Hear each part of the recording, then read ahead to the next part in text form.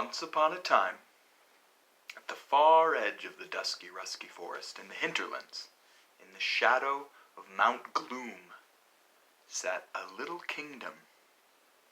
And this little kingdom had a new queen, because the queen, her father had been the king, and he had gotten very old, and he had died, and she was now in charge of the whole little kingdom. But the queen knew, the new queen knew, that the people of her kingdom were afraid. They were scared.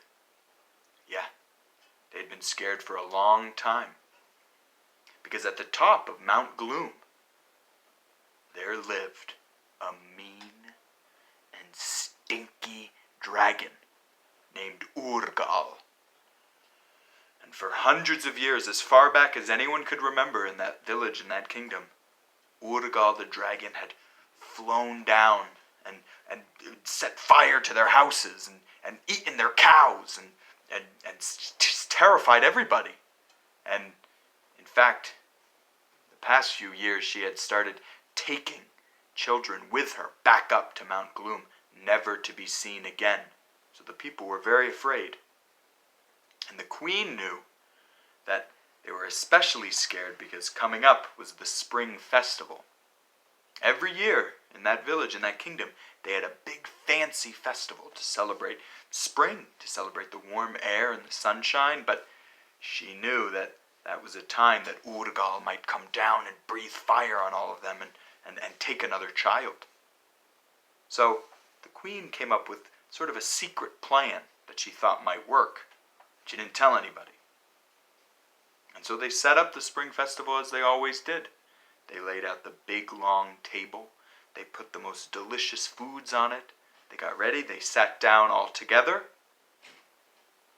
But as they sat down, a lot of people were still looking up at Mount Gloom. And sure enough, before long, they saw a little black speck fly up from the top of the mountain, circle the peak a few times, and then fly down towards the village, getting bigger and bigger, and they could see that it was Urgaal the Dragon, and people panicked. People freaked out. They started screaming and running, and they grabbed their children and they ran into their houses. Oh, they hid behind the curtains. Oh, because they were scared that Urgaal the Dragon was coming, and some people picked up big rocks and sticks, and when Urgaal came, they were going to throw the rocks at her and throw the big sticks at her. But when she came, she was huge, and Urgaal landed, boom, and everything shook, and people fell over, and even the people with the rocks and the sticks, they dropped them, and they ran away and hid in their own houses, very afraid of Urgaal the Dragon, who was there to breathe fire and eat their cows and take their children. Except one person did not run away. The new queen. She had stayed just at her seat at the head of the table, and when Urgaal landed, and all the plates rattled on the table, she just stood up calmly, looked right into Urgaal's face, which her head, the dragon's head, was as big as a house. And all the queen said was, "Welcome." And Urgaal, the mean, stinky dragon, had never, ever had anyone say something like that to her before. She didn't know what to do, so she looked right at the queen and she roared, a big dragon-y roar. And the queen waited for the roar to be over, and then said again, "Welcome, Urgaal. You are a guest in our kingdom. Can I show you around?" Again, Urgaal, no one had ever spoken to. They had only ever thrown rocks at her and called her stinky and evil, and that they said mean things to her. And so she didn't really know what to do.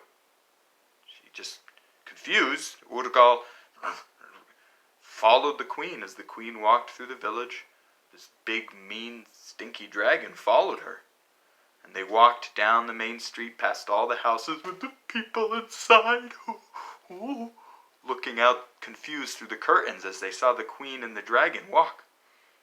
And the queen showed her the houses and showed her the marketplace, walked all the way up the road to the palace, showed her the the grand royal entrance, showed her the banquet hall, the royal ballroom, showed her the grand staircase. She even showed her the royal bathroom. Urgaal was too big to go inside, but she showed her. And then she showed her into the royal swimming pool, where the queen had had many of her servants fill the pool with lilac and lavender soaps and the finest oils. So it was like a big giant bathtub. And Urgaal climbed in.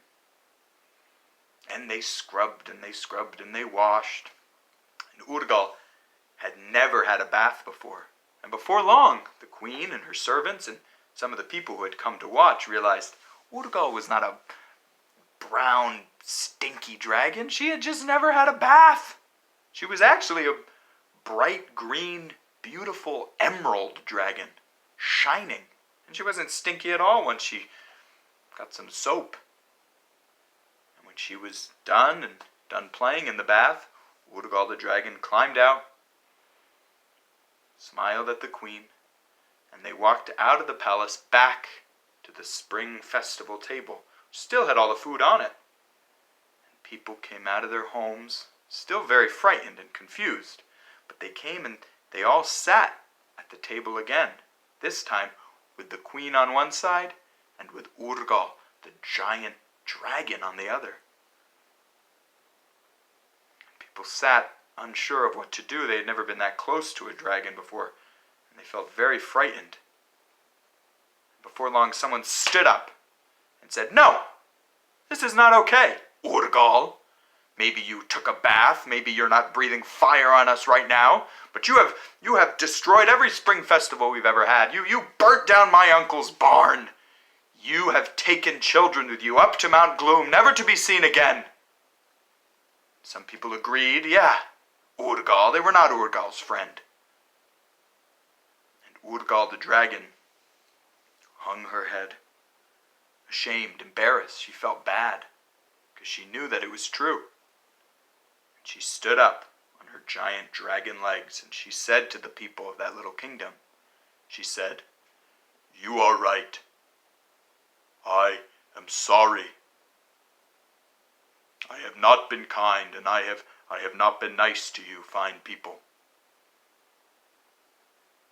And then Urgaal told her story of how she came to be on Mount Gloom. She said, "When I was only a very small dragon, me and my brothers and my sisters, we flew with our mother far away on a trip.